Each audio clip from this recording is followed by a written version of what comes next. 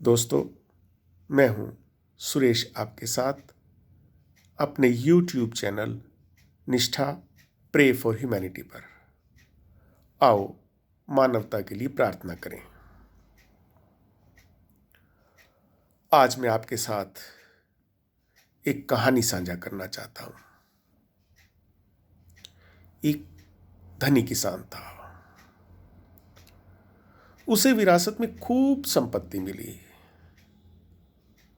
और ज्यादा धन संपदा ने उसे आलसी बना दिया। वह सारा दिन खाली बैठा हुक्का गुड़गुड़ाता रहता था। उसकी इस लापरवाही का नौकर चाकर नाजायज फायदा उठाते थे। रिश्तेदारों सगे संबंधियों ने भी उसके माल को साफ करना शुरू कर दिया था।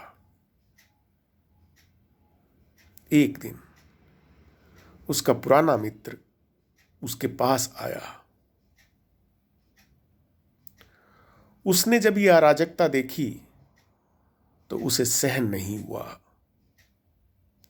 उसने अपने किसान मित्र को समझाने की बहुत कोशिश की, लेकिन उसे समझ नहीं आई। उस पर उसकी सीख का कोई असर नहीं पड़ा। एक दिन उसे एक युक्ति सूझी। उसने किसान से कहा कि मैं आपको ऐसे महात्मा के पास ले जाता हूं जो आपको अमीर होने का तरीका सुझाएंगे। किसान के भीतर उत्सुकता जागी। वह उस महात्मा से मिलने के लिए तैयार हो गया। उसका मित्र जब महात्मा के पास गया तो उसे अलग ले जाकर के किसान की सारी कहानी समझा दी। महात्मा वापिस आए और किसान से मुखातिब हुए कहने लगे कि बेटा, आप कैसे आए हो? आपका यहां आने का क्या प्रयोजन है? किसान के मित्र ने कहा कि यह आपके पास अमीर होने का तरीका जानने के लिए आया है। महात्मा ने उस किसान से कहा कि बेटा, हर रोज सूर्योदय से पहले एक हंस आता है और वह किसी को देखने से पहले ही गायब हो जाता है, लेकिन जो उस हंस को देख लेता है उसका धन निरंतर बढ़ता जाता है। अगले दिन किसान सूर्योदय से पहले उठा और वह हंस को खोजने के लिए खलिहान की तरफ गया। उसने देखा कि उसका एक संबंधी उसके खलिहान से अनाज का बोरा भर करके ले जा रहा है। किसान को देखकर वह रिश्तेदार बहुत शर्मिंदा हुआ और वह उससे क्षमा मांगने लगा। वह फिर गौशाला में पहुंच गया। उसने देखा कि एक नौकर दूध चुरा रहा है। उसने उस नौकर को बहुत फटकार लगाई।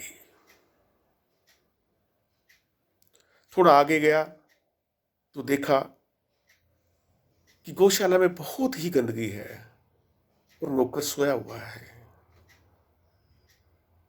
उसने उस नौकर को जगाया, बहुत खिंचाई की और उसने गौशाला को साफ करवाया।